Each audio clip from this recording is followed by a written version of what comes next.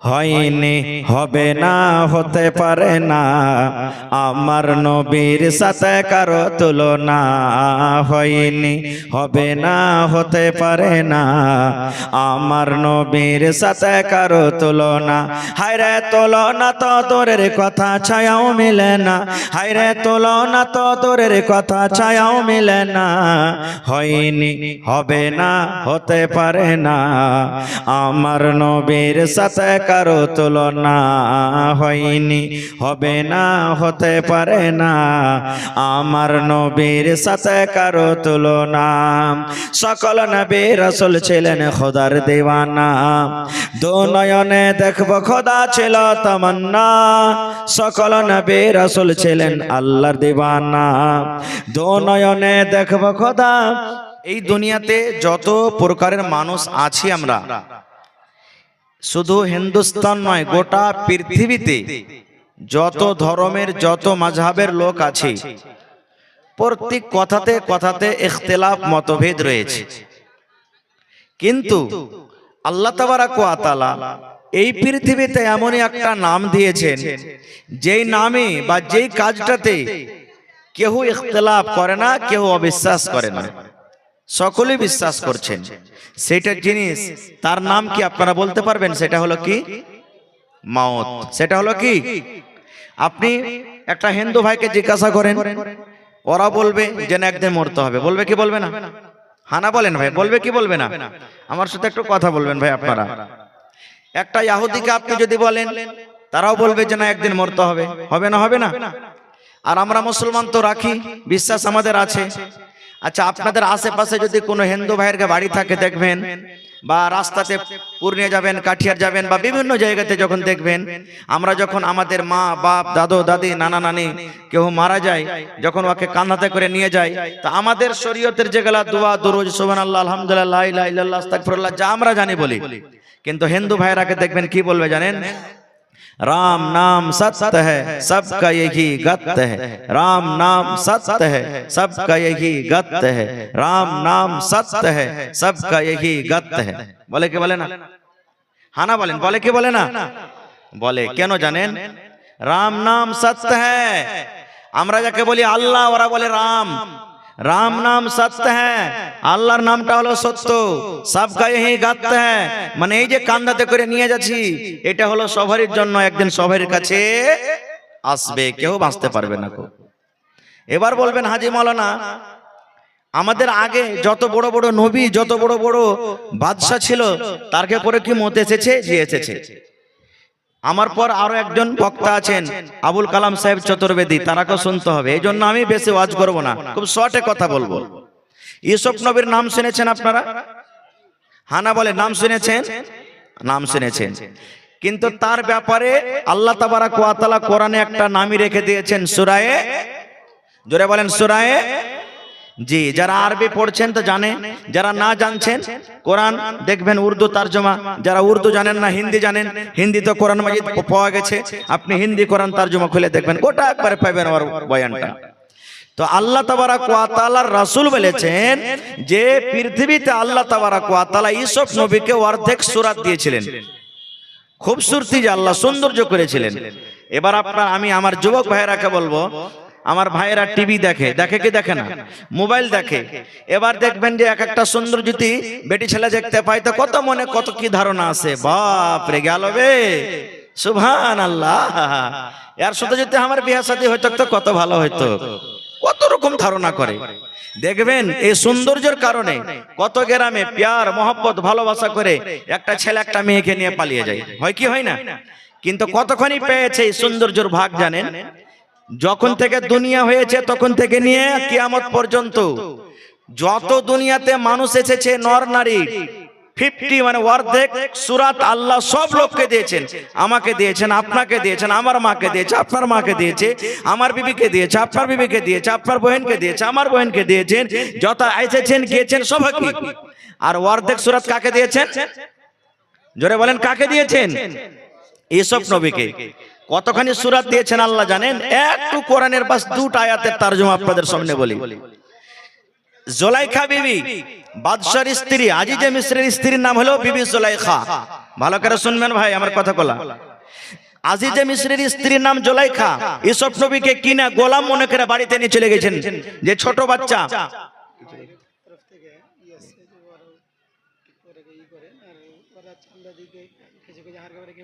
আচ্ছা, মা খালারকে দুয়াই হয়নি এখানে নাকি?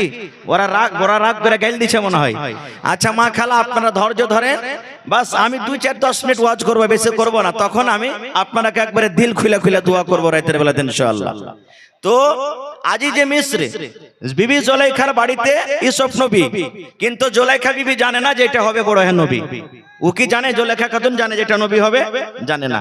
গোলাম বেটা বাড়িয়ে রাখবো, গোলাম বাড়িতে রাখবো বলে কিনে চলে গেলে। এবার যেমন যেমন যেমন যেমন ইউসুফ নবী বড় হয়েছেন তেমন তেমন সৌন্দর্য হয়েছে, আরো দেখতে ভালো লাগছে। আস্তে আস্তে আস্তে জুলাইখার সামনে গোসল করে, জুলাইখার সামনে কাপড় পিনতে, জুলাইখার সামনে ইমনে হাঁটে, জুলাইখার সামনে ওমনে হাঁটে। যখন একটা সুন্দর বেটা ছেলে একটা বেটি ছেলের সামনে হাঁটবে, ওর মনটা কেমন কেমন করবে না? করবে না ভাই? আস্তে আস্তে আস্তে আস্তে বিবি জুলাইখা ইউসুফ নবীর উপরে পাগল হয়ে গেল, কিন্তু পাগল হয়ে গেল একবারে, এমন পাগল যে বলার শেষ নেই। ঘটনার আপনারা জানছেন যে ইউসুফ নবীকে একটা এমন রোমের ভিতরে নিয়ে চলে গেলেন বিবি জুলাইখা, যে এখন তার সাথে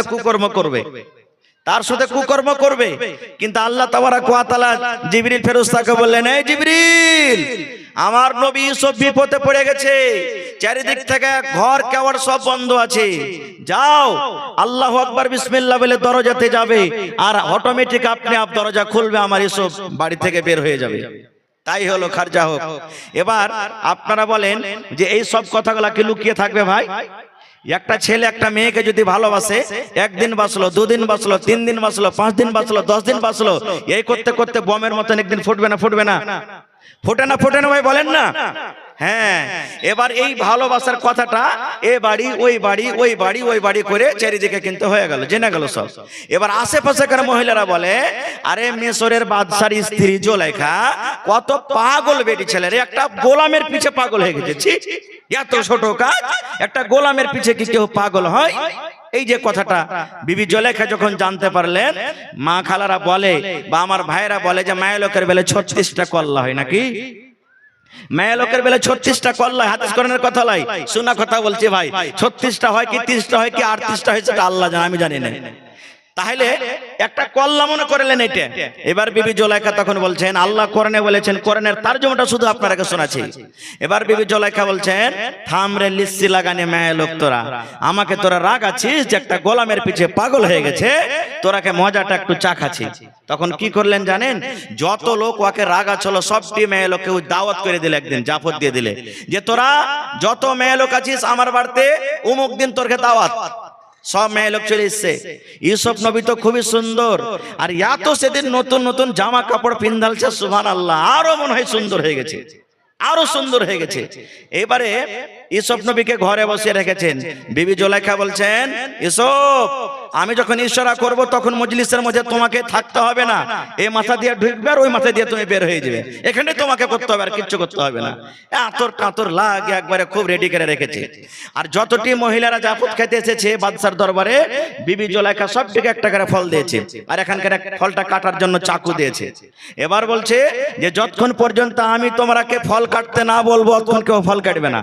দেখবেন এখনকার স্ট্যান্ডার্ড জামানাতে একদিক থেকে পাত বিহাতে দিতে যেছে, একদিক থেকে ভাজিতে দিচ্ছে, একদিক থেকে আমরা খাইতে যাচ্ছি। কিন্তু আজ থেকে 5 বছর আগে এমন একটা সিস্টেম ছিল যে বাড়ির লোক যতটি থালাতে দেওয়া না হয়েছে আর না বলেছে ভাই এখন বিসমিল্লাহ করে ততক্ষণ পর্যন্ত কেউ খায়নি, ছিল না? হ্যাঁ। এবার সবটির হাতে একটা করে ফল দিয়েছে, এখানে করে চাকু দিয়েছে। এবার তখন বিবি জুলাইখা বলছেন ইউসুফ নবীকে, ইশারা মানে আগে থেকে তো বলাই না আছে, প্ল্যানিং করা আছে, ইউসুফ, ইশারা করছেন, ইউসুফ মানে তুমি এখন এই মজলিস দিয়ে তুমি যাও। ইউসুফ নবী মজলিস দিয়ে হাঁটতে শুরু করেছে, আর এদিকে এরা ইশারা করেছে এখন তোমরা ফল কেটে খাও, এখন ফল কাটা খাও। এদিকে ইউসুফ ঢুকছে আর এরাকে বলছেন ফল কাটো। এবার যেমনই ইউসুফ নবী মজলিসে ঢুকেছে, ওরে সুবহানাল্লাহ, এদিকে সব মেয়ে লোক ফল কাটছে আর ইউসুফের দিকে তাকাইছে আর বলছেন মালাকুন কারীম, এটা কি মানুষ নাকি? এটা বুজুর্গ ফেরেশতা, এটা মানুষ না, এটা ফেরেশতা।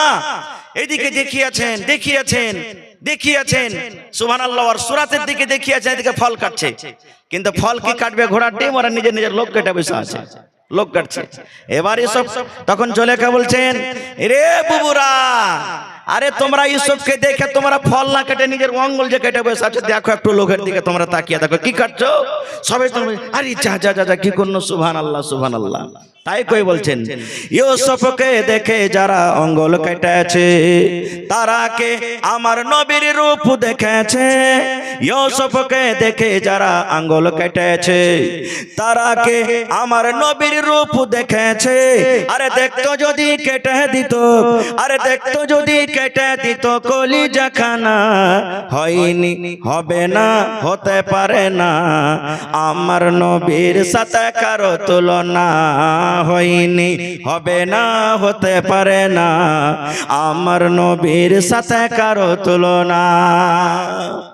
সুবহানাল্লাহ। এবার তখন বিবি জুলেখা বলছেন, হাজি বুবু, তোমরা এক নজরে যদি ইউসুফকে দেখা যদি লোক কাটা বেশ থাকো, তা আমার বাড়িতে তো 24 ঘন্টা থাকে, তো আমার মনটা কেমন করে। তখন বলছে, বুবু রে, ঠিকই তুই করেছিস, ঠিকই বলেছিলি রে বুবু, ঠিকই বলেছিলি। এ ভাই, এটা হলো ইউসুফ নবীর খুব সত্যি। এবার আমাদের নবীর ব্যাপারে সুবহানাল্লাহ বলা যাবে না। একটা হাদিস বলছি, পূর্ণিমার চাঁদ 14 দিনকার চাঁদ ঝলমল করে জ্বলছে উপরে। আবু হুরায়রা একজন সাহাবী নবীর পাঞ্জরে বসে আছেন, একবার চাঁদ দিকে দেখছেন, একবার নবীর দিকে দেখছেন, একবার চাঁদের দিকে দেখছেন, একবার নবীর দিকে দেখছেন। 2-4 বার যখন হয়েছে তখন আল্লাহ রাসূল বলেছেন, আবু হুরায়রা কি ব্যাপার? আরে তুমি একবার চাঁদকে দেখো, একবার আমাকে দেখো, কিছু বুঝতে পারি না, তুমি কেন এরকম করো? রে আমার মুসলমান ভাইরা, হযরত আবু হুরায়রা বলেন, আল্লাহর নবী গো, আমি আবু হুরায়রা বুঝতে পারি না, আমি আবু হুরায়রা পার্থক্য করতে পারি না গো দয়ার নবী, কে 14 দিনকার চাঁদটা বেশি সুন্দর, কি আপনি দয়ার নবীর মুখখানা বেশি সুন্দর। সুবহানাল্লাহ। এত আমার নবী সুন্দর ছিলেন। হায় আল্লাহ। তবে আমার ওয়াকিয়াটা ঘটনাটা বলার উদ্দেশ্য হলো এই যে ইউসুফ নবী এত বড় নবী আর এত সুন্দর করে আল্লাহ তৈরি করেছেন, কিন্তু দুনিয়া থেকে বেঁচে আছেন? দুনিয়াতে বেঁচে আছেন? দুনিয়াতে বেঁচে নেই, ও মারা গেছেন। এবার একটা বড় বাদশার কথা শুনেন। দুনিয়াতে সব থেকে বড় বাদশা ফেরাউন বাদশা। ফেরাউনের থেকে বড় বাদশা দুনিয়াতে আসেনি, কেউ আর না আসবে। এত বড় বাদশা, যে নিজে খোদা দাবি করেছিল, আল্লাহ দাবি করেছিল, আর কত কত যে ছেলেরাকে মেরেছে তা সেটা আল্লাহ জানে। খুব লম্বা ঘটনা আছে তার, ওদিকে যাব না। এবার মুসা নবী ফেরাউনের ভয়ে, ফেরাউনের ডরে ওর কমকে বনি ইসরাইলকে নিয়ে আগে আগে পালিয়ে যায়, আগে আগে পালিয়ে যায়। ফেরাউন পিছনে পিছনে তাড়ে। এবার আল্লাহ তাবারক ওয়া তাআলার আদেশ হলো, এই মুসা, তুমি বিসমিল্লাহ বলে লাঠি মারো, সমুদ্রে তোমার জন্য রাস্তা হয়ে যাবে। রাস্তা পানি দুদিকে হয়ে গেল। এবারে হাঁটতে শুরু করে দিলেন, মুসা নবী পার হয়ে গেলেন, পার হয়ে গেলেন। এবার ফেরাউন মনে করছে রাস্তা তো হয়ে আছে, আমরাও যাই, আমরাও যাই। এবার পান্তে ঝাঁপিয়ে পড়লো। যেমনই পান্তে ঝাঁপিয়ে পড়লো, আল্লাহ তাবারক ওয়া তাআলা পানিকে আদেশ করছে, রে পানি, আমি তোমাকে আদেশ করি, এ ফেরাউন, এই নাদান জালিমকে তুমি হালাক করে দাও, বরবাদ করে দাও। এই যেন সমুদ্র পার করতে না পারে, এই নদী যেন পার না করতে পারে। এবার পানি দমন থেকে জমে গেল। জমে যাওয়ার পর আমার আল্লাহ তাবারক ওয়া তাআলা কত বড় দয়ালু, কত বড় মেহেরবান। আল্লাহ তাবারক ওয়া তাআলা ফেরাউনকে ডাক দিয়ে বলছেন, ফেরাউন রে, এই মতের টাইমে, মতের সময়তে যদি তুই এখন আমাকে একবার বলতে, মাবুদ, জীবনে আমি যা ভুল করেছি, জীবনে আমার দ্বারাতে যা গুনাহ হয়েছে, আল্লাহ তুমি আমার পরে দয়া করো, আল্লাহ তুমি রহম করো। আমি মুসাকে নবী বলে আমি স্বীকার করলাম, আর আল্লাহ তোমাকে এক রব বলে আমি স্বীকার করলাম। আল্লাহ তাবারক ওয়া তাআলা বলেন, এ ফেরাউন, যদি এই শেষ টাইমে তুমি যদি আমাকে একবার যদি তুমি ডাকতে, আমি আল্লাহ তাবারক ওয়া তাআলা তোমাকে এই পানি থেকে আমি নাজাত দিয়ে দিতাম। নারে তাকবীর, আল্লাহু আকবার, সুবহানাল্লাহ। তাহলে এত বড় ফেরাউন বাদশা, সুবহানাল্লাহ। ইতিহাস এসেছে যে যার পানিতে লাশটা 300 বছর পর্যন্ত থেকেছে, কিন্তু না কোনো মাছে খেয়েছে আর না পয়সা ছুড়ে গেছে, কিছুই হয়নি। সুবহানাল্লাহ। সেই ফেরাউন কে আজকে বেঁচে আছে? বলেন ফেরাউন বেঁচে আছে? ফেরাউন বেঁচে নাই। এবার আমার আপনার সারা বিশ্বের মানুষের জান কবজ করে কে বলেন তো? জোরে বলেন, কে জান কবজ করে? আপনার মুখে খানি টেনে ভরা আছে নাকি ভাই? যে ফেরেশতাটা মানুষের জান কবজ করে ও ফেরেশতাটার নাম কি? আজরাইল, মালাকুল মউত। সব মানুষ যখন শেষ হয়ে যাবে, এবার মালাকুল মউতকে আল্লাহ বলছেন, রে মালাকুল মউত, আর কি কেউ বেঁচে আছে রে মালাকুল মউত? এবার মালাকুল মউত বলবেন, আল্লাহ জি না, আর কেউ নাই। বলবেন কে আছে? বলবেন রব্বুল আলামিন, এখন শুধু তুমি আছো আর আমি আছি, আল্লাহ আর কেউ নাই। এইবারে আল্লাহ বলবেন, এই মালাকুল মউত, মউত মানে তুমি মরে যাও, তুমি এখন মরো মালাকুল মউত, তুমিও মরো, তোমাকে মরতে হবে। এবার মালাকুল মউত বলবেন, আল্লাহ কেমন করে আমি মরবো? আল্লাহ কেমন করে আমি জান কবজ করব? নিজের জান নিজে কবজ করব? আল্লাহ রাব্বুল আলামিন বলেন, এরে মালাকুল মউত, দুনিয়াতে যেমন মানুষের জান তুমি কবজ করেছো, রূহকে কবজ করেছো রে, এই মতো তোমার জানকে তুমি নিজে কবজ করো, রূহটাকে কবজ করো। মালাকুল মউত তুমিও মরো, তুমিও মরো, তোমাকে মরতে হবে। সুবহানাল্লাহ। মালাকুল মউত নিজের জান নিজে কবজ করে ও মারা যাবেন। তাহলে যে ফেরেশতাটা জান কবজ করছেন সেও তো বাঁচতে পারবেন না। শেষ কথা আল্লাহ যে কোরআনে বলছেন, কুল্লু নাফসিন যায়কাতুল মউত, মউতের মজা প্রত্যেক জানদারকে নাফসকে একদিন চাখতে হবে। এবার বলবেন, হাজী মাওলানা মউত তো আসবে, কিন্তু কোন টাইমে মরবো, কখন মরবো, এটা কি কেউ জানে? জানে ভাই? বলেন, এটা কি কেউ জানে কখন আমি মরবো, আপনি কখন মরবেন? জানি কি? মাশাআল্লাহ, লেখা রাখেন মাওলানা, 2 মিনিট 4 মিনিট বাস, এক দুটা ঘটনা বলবো। আর বলছেন যে কখন মরবো, যদি মউতের কথাটা আমি আপনি যদি জানতে পারতাম যে অমুক জায়গাতে যে অমুক টাইমে মরবো, তো সেই জায়গাটাতে আমরা যেতাম না, নাকি? কিন্তু মউতের খবর কারোর কাছে নেই। ইমাম মালিক রাহমাতুল্লাহ আলাইহি একদিন স্বপ্ন দেখছেন, খুব বড় ইমাম, 4টা ইমাম, তার মধ্যে হলেন একজন ইমাম মালিক রাহমাতুল্লাহ আলাইহি। একদিন স্বপ্ন দেখছেন, আমি আপনি যেমন স্বপ্ন দেখছি মেলা এরকম, যে কোন জায়গাতে মানে পাখির মতন উড়ে বেড়াচ্ছি, কোন বিহারের বাড়িতে যা ভাত খাচ্ছি, কোন জায়গাতে দিল্লিতে ট্রেনে সফর করছি, মেলা এরকম করেন না? করেন না? ছোট ছেলে পিলাগালা দেখবেন দিনে ক্রিকেট খেলবে, রাইতে চক চক চক four four four four four four করবে, মানে কি দিনে যা করবে রাইতে ওগুলো দেখবে, স্বপ্ন দেখে। ইমাম মালিক রাহমাতুল্লাহ আলাইহি স্বপ্ন দেখছেন। স্বপ্নে কি দেখছেন? যে ফেরেশতা মালাকুল মউতকে স্বপ্নে দেখে নিয়েছে, মালাকুল মউতকে স্বপ্নকে দেখে নিয়েছে। এবার ইমাম মালিক রাহমাতুল্লাহ আলাইহি বলছেন, যখন আজরাইল ফেরেশতাকে আমি দেখেছি স্বপ্নে, তা একটু জিজ্ঞাসা করিলি যে আমি কখন মরবো, কোন জায়গাতে মরবো। রে মুসলমান, যখন ইমাম মালিক রাহমাতুল্লাহ আলাইহি মালাকুল মউতকে স্বপ্নের মাধ্যমে দেখলেন, দেখার পর এইবারে মালাকুল মউতকে বলছেন, এ আল্লাহর ফেরেশতা মালাকুল মউত, আমি ইমাম মালিক কখন আমি মরব, কোন জায়গাতে আমার মউতটা হবে, আমার মউত কখন হবে, আমার কাছে তুমি জান কখন কবজ করিবে, আমি কোন টাইমে মরব, কোন সময়তে আমার মউত হবে, দয়া করে তুমি আমাকে একটু বলে দাও। এই মালাকুল মউত, আমি কখন মরবো, আমার মউতটা কখন হবে, তুমি বলো তো। ইমাম মালিক রাহমাতুল্লাহ আলাইহি বলছেন, আমার কথাটা শোনা পর সেই মালাকুল মউত এরকম ভাবে 5টা লোক দেখালেন। কি দেখালেন? জোরে বলেন, কি দেখালেন? 5টা লোক দেখালেন। ইমাম মালিক বলছেন যে আমি 5টা লোকের ব্যাপারে জিজ্ঞাসা করব যে আর মানে কি, বলতে না বলতে আমার স্বপ্ন ভেঙে গেল। এবার কিন্তু ইমাম মালিক রাহমাতুল্লাহ আলাইহির মধ্যে মন খান কেমন কেমন করতে লাগলো।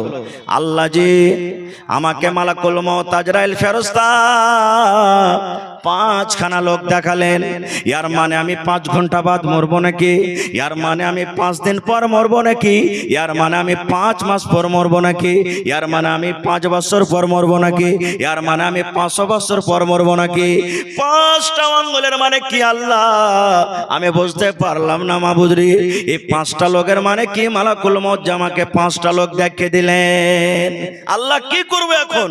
এই ভাবা চিন্তা করতে করতে ওই যুগে একজন মাওলানা ছিলেন, বড় মুহাদ্দিস ইবনে সিরিন রাহমাতুল্লাহ আলাইহি। ও কিন্তু স্বপ্ন দেখলে তাবির করতে পারতেন।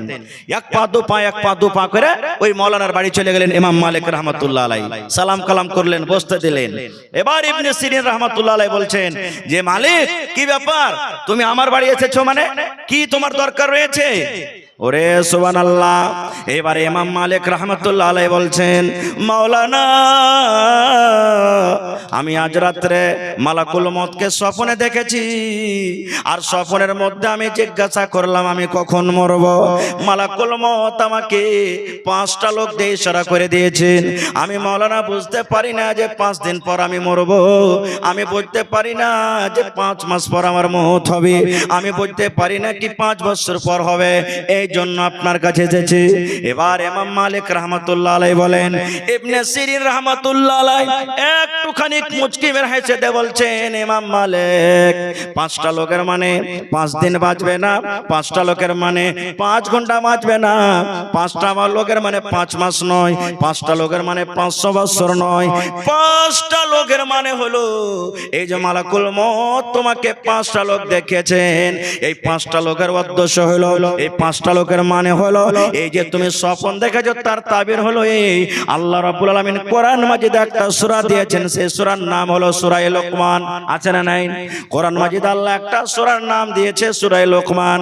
এবার ইবনে সিরিন রাহমাতুল্লাহ আলাইহি বলেন, ওই কোরআন মাজিদে একটা সূরা আছে সূরা লোকমান, আর ওই সূরা লোকমানের শেষের দিকে 5টা আয়াতে আল্লাহ রাব্বুল আলামিন 5খানা কথা জানিয়ে দিয়েছেন। ওই 5টা কথার ব্যাপারে আল্লাহ রাব্বুল আলামিনের ওই আয়াতের দিকে ইশারা করে মালাকুল মউত 5টা লোক দেখিয়ে দিয়েছেন। 5টা কথার ইলম, 5টা কথার খবর, 5টা কথার ইলম আল্লাহ রাব্বুল আলামিন ছাড়া অন্য কোন দুনিয়ার মানুষকে নাই। তার মধ্যে একটা আছে, ওয়ামা তাদরি নাফসুন বিআই আরজিন তামুত। ইমাম মালিক তুমি কোন জায়গাতে মরবে, কোথায় তুমি মরবে, ট্রেনে চাপা দিয়া মরবে, তুমি বসে যা মরবে, তুমি লেট্রিন এর ভিতরে মরবে, তুমি গলিতে মরবে, তুমি পানিতে ডুবে মরবে, তুমি আগুনে পুড়ে মরবে, তুমি বাজারে মরবে কি বাড়িতে মরবে, এই ইলমটা আল্লাহ রাব্বুল আলামিন ছাড়া দুনিয়ার কোনো মানুষকে নাই, দুনিয়ার কোনো মানুষকে নাই। নারে তাকবীর। শুধু আল্লাহ তাবারক ওয়া তাআলার কাছে আছে 5টা খবর, তার মধ্যে হলো কি যে তুমি কোন জায়গাতে কিভাবে মরবে সেই খবরটা আল্লাহ ছাড়া কাউকে নেই। 4টা থাকলো, আর 4টে কি আল্লাহ মাঝে রাখে ইনশাআল্লাহ কোনোদিন বলবো, ওদিকে আমি আর যেতে পারবো না, সময় খুব শেষ। তো ভাই আমার, তাহলে এই আয়াত থেকে আমরা বুঝতে পারলাম যে আমাদের মওত কখন আসবে। এই খবরটা কার কাছে আছে? জোরে বলেন, এই খবরটা কার কাছে আছে? আরো জোরে বলেন, কার কাছে আছে? এবারে আর একটা খবর শুনলেন আপনারা, বলবেন যে হাজী মাওলানা বুড়িয়া মরবো না জওয়ানি হালাতে মরবো না কখন মরবো?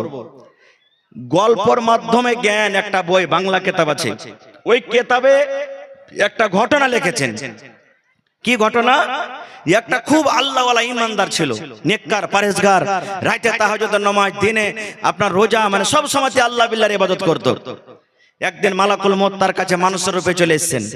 আসার পর তখন বলছেন যে আল্লাহওয়ালা তুমি যখন মরবে, মওতের কিছুদিন আগে তোমার কাছে একটা চিঠি আসবে, ওই চিঠিটা যখন তুমি পেয়ে যাবে তখন মনে করিও যে আর দুনিয়াতে বাঁচবো না, মরে যাব। যখন এই কথাটা বলা তখন ওই আল্লাহওয়ালা আবেদ তখন বলছে যে মরার আগে চিঠি যখন আসবে, এত দুনিয়াতে নামাজ রোজা করে কষ্ট করে কি করব, দুনিয়ার মজাটা একটু নিয়ে এলি। মদ পান করতে লাগলো, জেনা ব্যভিচার করতে লাগলো, গান শুনতে লাগলো, ফিল্ম দেখতে লাগলো, আরো দুনিয়াতে যত রকম পাপ সব করতে লাগলো। এই করতে করতে করতে 90-80 বছর বয়স হয়ে গেল, চোখ ঝাপসা হয়ে গেল, চোখে সুজে না, আর মাঞ্জা কোমর পড়ে গেল, চামড়া ঝড়ো হয়ে গেল, কিন্তু তার কাছে চিঠি আসে না। একদিন বাবা চিন্তা করছে বসে বসে, আল্লাহ আমার মরার আগে তোমার একজন বান্দা আল্লাহ বলে গেছেন আমি মরবো, তখন চিঠি আসবে। মাবুদ রে, আমার বয়স 80-90 বছর হয়ে গেল, এখন পর্যন্ত আমার কাছে কিন্তু চিঠি আসে না। আল্লাহ আমি কখন মরবো, আল্লাহ আমি কখন মরবো, এই করতে করতে করতে করতে হঠাৎ করে রে মালাকুল মউত একদিন তার কাছে হাজির হয়ে গেছে। হাজির হয়ে যাওয়ার পর এইবারে মালাকুল মউত বলছেন, এরে আল্লাহর বান্দা, এখন তোমার জান কবজ করে আমি নিয়ে চলে যাব, এখন তোমার রূহটাকে আমি কবজ করে নিয়ে চলে যাব, এখন তোমাকে আর দুনিয়াতে থাকতে হবে না, তোমার দুনিয়ার বয়স শেষ হয়েছে, তোমার দুনিয়ার জীবন শেষ হয়ে গেছে। যখন কথাটা বলা তখন ওই বুড়া বলছেন, এই মালাকুল মউত, তুমি আমাকে মিথ্যা কথা কেন বলেছো? বলছে কেমন মিথ্যা কথা? বলছে তুমি আজ থেকে 50 বছর এসে আমাকে বলনি যে যখন তুমি মরবে তোমার মরার আগে একটা চিঠি আসবে, আমার কাছে কোনো খবর নাই, চিঠি নাই, কিছু নেই, তুমি হঠাৎ আজকে জান খোঁজ করতে চলে এসেছো? বলছে না রে নাদান না, তোর কাছে আমি আজকে এসেছি, আমার আসার আগে অনেকগুলি তোর কাছে চিঠি এসেছে রে, অনেক পত্র এসেছে, অনেক চিঠি তোর কাছে এসেছে, কিন্তু তুই একদিনও তুই চিঠি খুলে দেখিস নি রে আল্লাহর বান্দা, একদিনও তুই চিঠি খান পড়ে দেখিস নি। বুড়া বলছে আমি মিথ্যা বলি না, আমার কাছে চিঠি আসেনি তো আমি পড়বো কেমন করে? এবার মালাকুল মউত বলছেন, আরে আল্লাহর বান্দা, আমি যখন তোমার কাছে আসি তোমার বয়স ছিল সেই সময়তে 25 থেকে 30 বছর, এখন তোমার বয়স কাটতে কাটতে 80 বছরে তুমি পৌঁছে গেছো, এটা একটা আল্লাহর চিঠি। আমি যখন তোমার কাছে আছি তোমার দাড়ি তখন পাকেনি, মাথার চুল বলা তোমার পাকেনি, এখন তোমার দাড়ি পেকে গেছে, মাথার চুল পেকেছে, এটা হলো আল্লাহর তরফ থেকে একটা চিঠি। এ আল্লাহর বান্দা, আমি যখন তোমার কাছে আসি তুমি একটা হাট্টা কাট্টা জোয়ান ছিলে, এখন তুমি বাচ্চার মতো কমজোর হয়েছে, তুমি দৌড়াইতে পারো না, হাঁটতে পারো না, এটা হলো আল্লাহর পক্ষ থেকে একটা চিঠি। এ আল্লাহর বান্দা, আমি যখন 25-30 বছর বয়সে তোমার কাছে আসি তোমার দাঁত গলা কত মজবুত হয়েছিল, মনে হয় তুমি পাথর লোহাকে তুমি চাবিয়ে খাবে, কিন্তু আল্লাহর বান্দারে এখন তোমার বয়স 80 বছর হয়ে গেল রে বান্দা, দেখো তোমার মুখে একটা পর্যন্ত দাঁত নাই, ইয়ার মানে হলো এটাও আল্লাহর পক্ষ থেকে একটা চিঠি এসেছে। করতে করতে বলছে বান্দারে অনেকগুলি তোমার কাছে চিঠি এসেছে, কিন্তু তুমি তো একদিনও চিঠির দিকে ধ্যান দাওনি, একদিনও আল্লাহ রাব্বুল আলামিন যে তোমার কাছে চিঠি পাঠালছে এই চিঠি তুমি খুলে দেখোনি, এই জন্য তোমার কিছুই শোনা হবে না, কিছুই শোনা হবে না। ওই বুড়াইয়ের অবস্থায় গুনার লিপ্ত থাকা লোকটাকে এবার গুনাহ অবস্থাতে তার জান কবজ করে নিয়ে চলে গেল। নারে তাকবীর। এই জন্য মত হায়াত মত কখন হবে এই খবরটা কার কাছে আছে? এই জন্য তো আবু দারদা রাদিয়াল্লাহু তাআলা আনহু একজন সাহাবী যখন মরছেন, মরার টাইমে খুবই কাঁদছেন, এত কাঁদছেন চোখ দিয়ে ঝরঝর করে পানি ঝরে দাড়ি ভিজে গেছে, আশেপাশে একটা ওর বিবি বসে আছেন। এবার বসা পর আবু দারদা বলছেন, কে তোমরা আছো রে, কে তোমরা আছো রে, এই মৃত্যুর সময়টাকে স্মরণ করে আর নেক আমল করবে আর তাইয়ারি করবে। এবার আবু দারদা বলছেন, আমার স্ত্রী আমাকে বলছেন, স্বামী গো, আপনি হলেন আল্লাহর একজন সাহাবী, নবী যেভাবে জীবন কাটতে বলেছেন সেইভাবে আপনি জীবন কেটেছেন। ও স্বামী জান, আল্লাহর একজন আল্লাহর নবীর সাহাবী হয়ে কেন আপনি এত কাঁদছেন, মওতকে দেখে কেন ভয় করছেন? এইবারে বন্ধুরে আবু দারদা কি কথাটা বলছেন শুনেন। বলছেন, বেবি রে, আমি আবু দারদা, আমি আল্লাহর নবী যেভাবে জীবনটা কাটতে বলেছে সেভাবে কেটেছি বিবিরে, কিন্তু আমি জানি না জীবনে কোন এমন একটা আমল করে রেখেছে যে আমলটা আল্লাহ তাবারক ওয়া তাআলার দরবারে হয়তো আমার কবুল হয়নি। বিবিরে, আমি নেকি মনে করে সে আমলটা করেছি রে বিবি, হয়তো আল্লাহ রাব্বুল আলামিন সে আমলটা করার কারণে নারাজ হয়ে মনে হয় আল্লাহ আমাকে জাহান্নামের ভিতরে দিয়ে দিবেন। এই জন্য কান্দে, বিবিরে আমি মরে যাব, আমার কাছে নেকি কম আছে বিবিরে, আমার কাছে অল্প নেকি আছে বিবিরে, আর আমার সফর যে মৃত্যুর পর শুরু হবে কিয়ামত পর্যন্ত লম্বা সফর, এত বড় লম্বা সফরে বিবিরে আমি অল্প নেকি নিয়ে কেমন করে আমি সফর করব, এই জন্য কান্দি বিবিরে, এই জন্য আমি কান্দি। সুবহানাল্লাহ। আবু দারদার একটা হাদিস শুনলেন, বুখারী শরীফের হাদিস। কতটুকু আমল করতেন যে আবু দারদা মওতের সময়তে কাঁদছেন, ওই সাহাবীর একটা হাদিস শুনলেন। সালমান রাদিয়াল্লাহু তাআলা আনহু আর আবু দারদা দুজনকে ভাই করে দিয়েছেন আল্লাহ রাসূল, ভাই করে দিয়েছেন। সালমান রাদিয়াল্লাহু তাআলা একটা সাহাবী আর আবু দারদা একটা সাহাবী। মায়েরা, খালারা, ভাইরা শুনেন ভালো করে হাদিসটা, খুব সুন্দর মজার হাদিস। এবার ভাই করে দিয়েছেন। আজকে যেমন আমরা শ্বশুরের বাড়ি বেড়াতে যাই, ভাইয়ের বাড়ি বেড়াতে যাই, চাচার বাড়ি যাই, নানা নানির বাড়ি যাই, যাই কি যাই না? হানা বলেন, যাই কি যাই না? তো সালমান বলছেন যে আমি আমার ভাই আবু দারদার বাড়ি একবার বেড়াতে গেলাম। দুপুরের টাইম বেড়াতে যদি যাচ্ছি, দেখছি আমার ভাবি যা আছে আবু দারদার স্ত্রী একবারে কালো ঝালো হয়ে আছে, পাউডার লাগিয়ে নেয়, ঠোঁট পালিশ লাগিয়ে নেয়, সিধা করে নেয়, চুলগালা কেন একড়া ঝাঁকড়া হয়ে আছে মরিচের গাছের মতন, কাপড় গালা মনে হয় কালো ঝালো হয়ে আছে, সাফ সুতরা হয়ে নেয়। আমি তখন বাড়িতে ঢেকে আসসালামু আলাইকুম দিনু, ওয়ালাইকুম সালাম, বলছে এসো ভাই সালমান এসো এসো। আমার ভাবি আমাকে বাড়ির দিকে ডাকলেন, আমি বসলাম। বসার পর তখন আমি জিজ্ঞাসা করলাম, ভাবি আমার ভাই আবু দারদা বাড়িতে নাই, দেখতে পাই না, কোথায় গেছেন?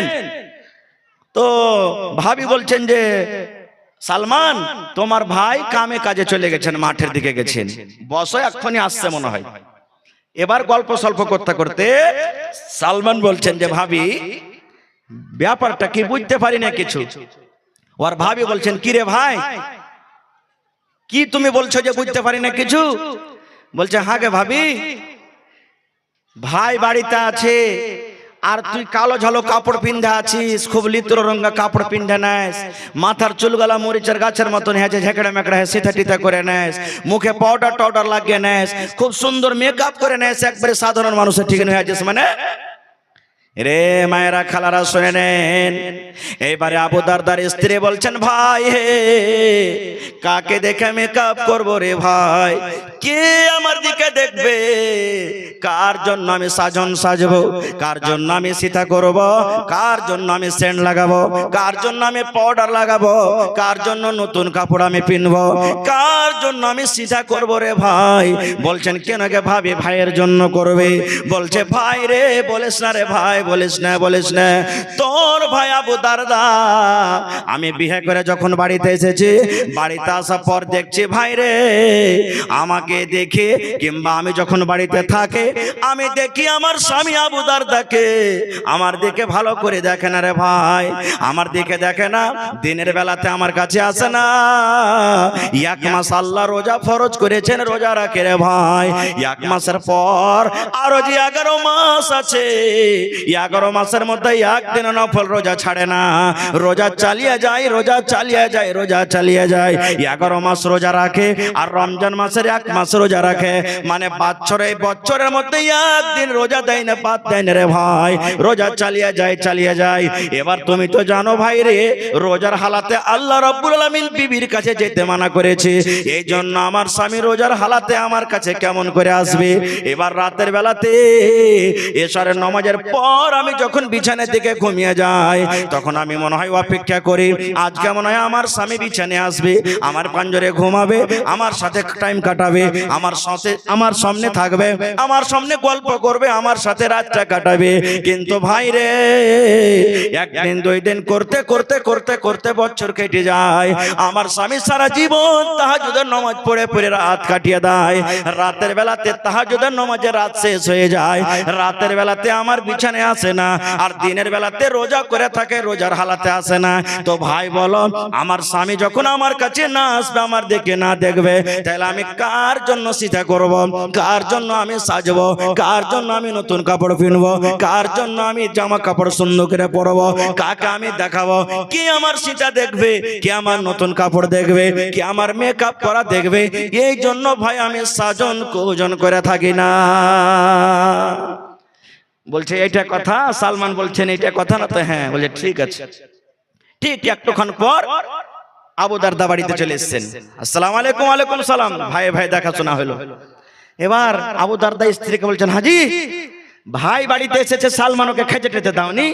আমাদের বাড়িতে কুটুম আসলে আমরা নাস্তা পানি দিকে দিনে। হানা বলেন দিকে দিনা ভাই। বলছে যে এই আবু দারদা, এই উম্মে দারদা, ওর স্ত্রীকে বলছেন উম্মে দারদা তুমি কি ভাইকে খেতে টেতে দাওনি? বলছেন না। বলছে খেতে দাও তাড়াতাড়ি করে। এবার খানা হাজির করে দিয়েছে।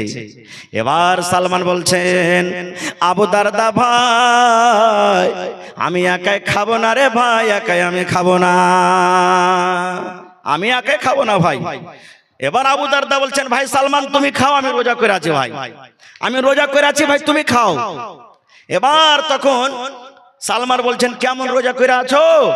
বলছে নফল রোজা। এইবারে সালমান বলছেন এ আবু দারদা ভাই রোজা ছেড়ে দাও, রোজা ছেড়ে দাও, তোমাকে রোজা করতে হবে না। ভাই রে, আমি তোমার ভাই, তোমার বাড়িতে দেখা করার জন্য এসেছি ভাই। আল্লাহর কসম করে বলি, যতক্ষণ পর্যন্ত তুমি আমার থালাতে বসে আমার সাথে না খাবে, আমি একটাও দানা পর্যন্ত তোমার বাড়ির মুখে দেব না, আমিও খাবো না। তুমি রোজা ভাঙবার আমার সাথে খাও। কি করবে বেচারি, মাজবুর হয়ে গেল, রোজা ভাঙিয়ে দিলে। রোজা ভাঙিয়ে দিলে, নফল রোজা, ফরজ নেই, নফল ভেঙে গেল রোজা।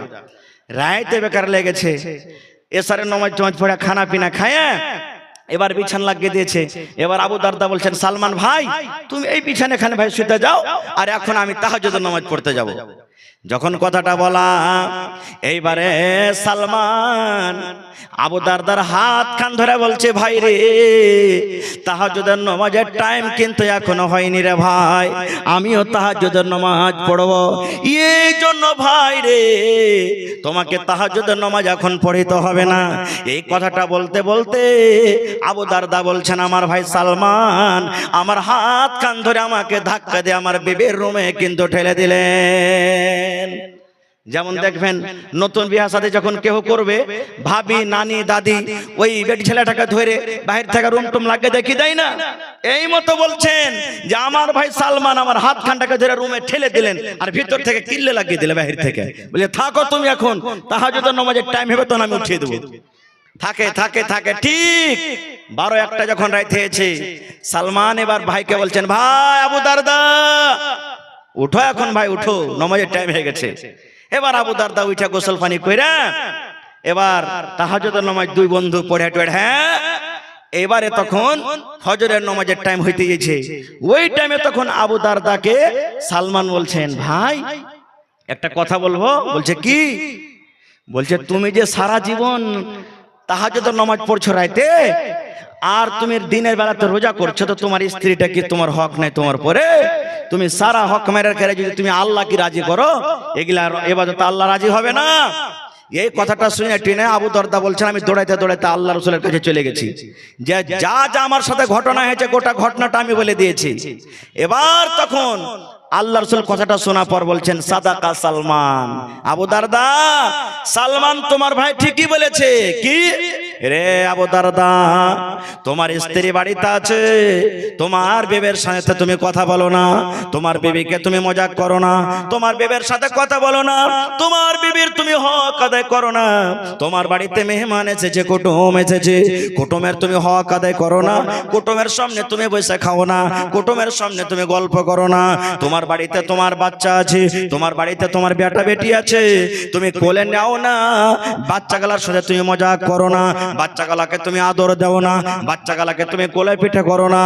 এই সমস্ত হককে তুমি মেরে দিয়েছো।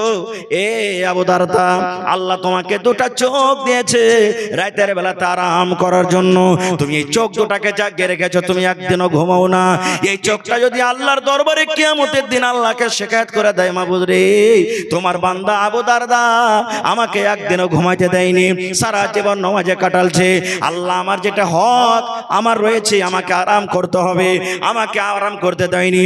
আবু দারদা রে, তোমার বিবি যদি আল্লাহর দরবারে শিকায়ত করে দেয়, রব্বুল আলামিন আমার স্বামী আমাকে আদর করে না, আমার স্বামী আমার কাজে সময় দেয় না, আল্লাহ আমার হক মেরে আল্লাহ তোমাকে রাজি করার জন্য ইবাদত করে, আল্লাহ তুমি ফয়সালা করে দাও। এইবারে রাসূল বলছেন, আবু দারদা সমস্ত হককে মেরে, সমস্ত লোকের হকটাকে মেরে, চোখের হককে মেরে, বিবির হককে মেরে, মেহমানের হককে মেরে, বেটা বেটির হককে মেরে তুমি যদি একমাত্র আল্লাহর ইবাদতে দিনটা কাটাও, একমাত্র যদি আল্লাহর হক তুমি আদায় করো, এরকম ইবাদতে বান্দিগিতে আল্লাহ নারাজ হয়ে যাবে রে, এরকম ইবাদতে আল্লাহ তাবারাক ওয়া তাআলা খুশি হবেন না। নারে তাকবীর। কেন ঘটনাটা বলতাম জানেন? এই ঘটনাটা বলার উদ্দেশ্য এই যে আবু দারদা একজন এমনই সাহাবী যে দিনের বেলাতে নামাজ রোজা আর রাতের বেলাতে নামাজ। এরকম সাহাবী যখন মরছেন তখন বলছেন, কি বিবি রে, কে জানি জীবনে কোন এমন পাপ করেছি, আমল করেছি, যে আমলটা হয়তো আমি ছোট মনে করে করেছি, কিন্তু সেই পাপটা আল্লাহর কাছে এত বড়, পাপটা আল্লাহর কাছে এত বড়, পাপটা আল্লাহর কাছে এত বড়, যে পাপটা করার কারণে হয়তো আল্লাহ নারাজ, আমাকে জাহান্নামের ভিতরে দিয়ে দিবে।